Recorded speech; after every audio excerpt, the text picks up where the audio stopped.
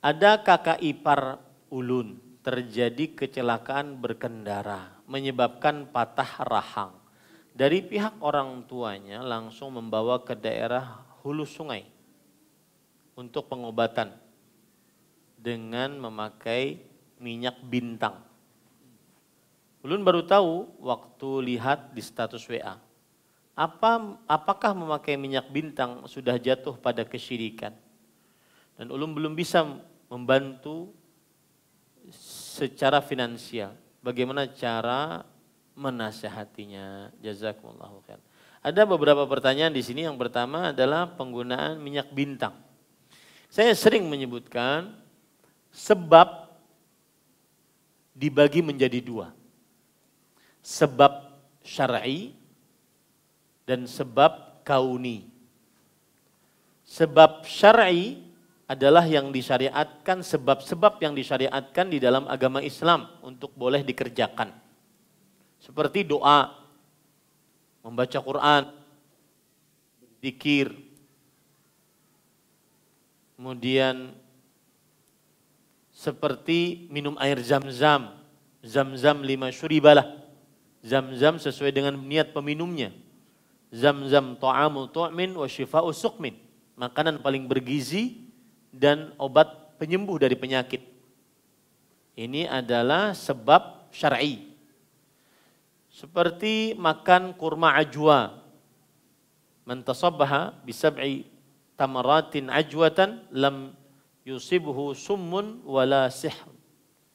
Siapa yang sarapan pagi 7 butir kurma, maka dari kurma ajwah, maka tidak akan pernah terkena racun atau sihir. Meskipun nanti kurma ajwa sendiri terjadi ikhtilaf di antara para ulama. Apakah yang hitam yang terkenal di tengah kaum muslimin sekarang, ataukah seluruh kurma di kota Madinah, atau kurma yang ada di daerah awali, di daerah tinggi kota Madinah, yaitu di daerah Masjid Quba.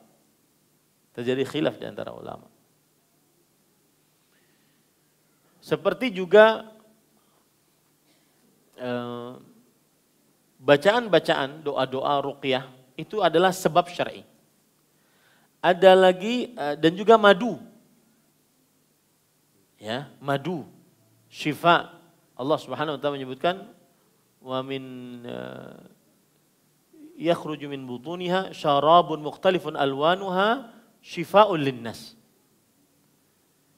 Keluar dari perut lebah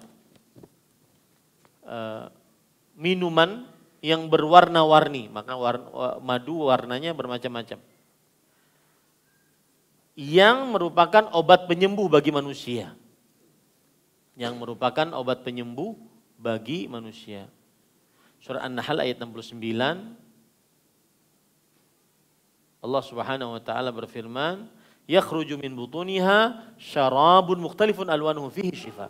Keluar dari perut lebah minuman yang bermacam-macam warnanya sebagai obat penyembuh bagi manusia. Ini sebab syar'i. Ini sebab syar'i.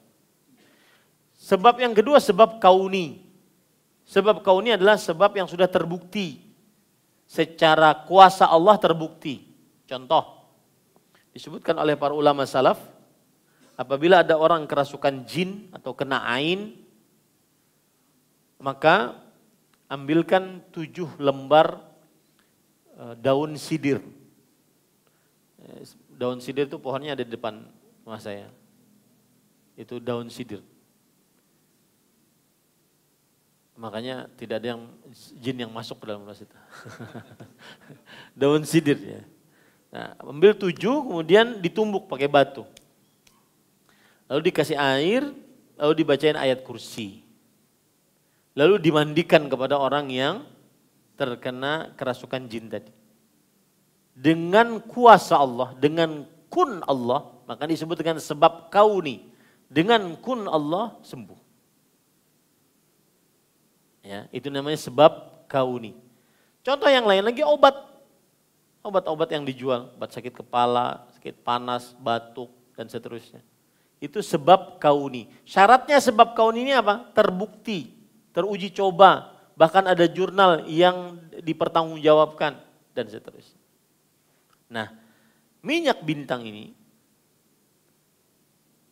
sebab syar'i tentu bukan, karena nggak ada hadisnya. Nah, tinggal sebab kauni. Adalah di antara pian yang pernah mencoba. Ini sekian puluh, sekian ratus ini ada yang pernah nyoba nggak? Ada jurnalnya kah? Ada penelitiannya kah? Jadi kita tidak bisa menafikan, tidak bisa juga menetapkan. Tetapi yang paling utama adalah apapun sebab yang digunakan hendaknya sesuai dengan sebab syar'i atau kauni yang sudah terbukti. Tapi yang lebih utama daripada itu, tidak boleh bersandar dengan sebab. Sebab hanya sebab. Bersandarlah kepada siapa? Allah Ta'ala. Wallahu a'lam. Pertanyaan dari kawan-kawan di Masjid Imam Syafi'i. Terima kasih. Jazakumullah khairan wa barakallahu fikum. Video ini dibuat atas partisipasi dari donasi Anda. Semoga menjadi amal jariah bagi Anda semuanya.